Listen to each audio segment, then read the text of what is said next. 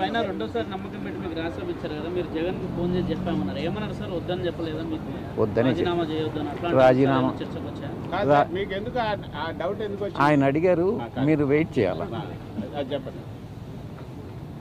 జగన్ గారికి నేను అన్ని వివరంగా చెప్పాను. ఈ పరిస్థితుల్లో నేను న్యాయం చేయలేనన్నటువంటి విషయం కూడా చెప్పాను.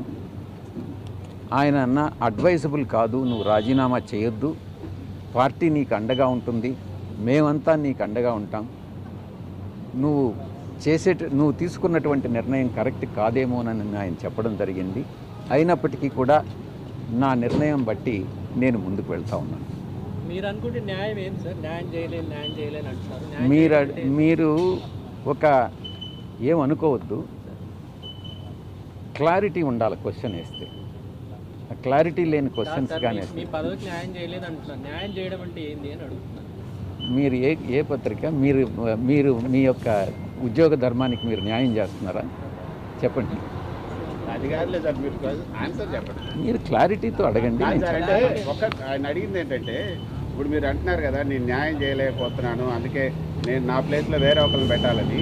అంటే మీకు సరైనటువంటి గౌరవం ఇవ్వకపోవడం వల్లనే నేను ఒక్కటే చెప్తా ఉన్నా, నేను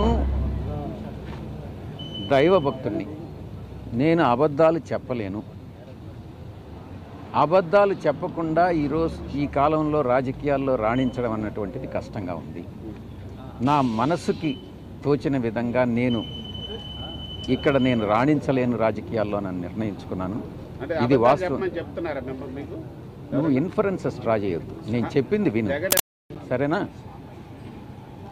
లేదు ఈనాడు కిరణ్ చెప్తున్నాడు, సరేనా? ఎందుకు అసందర్భమైనటువంటి ప్రశ్నలు అనవసరం.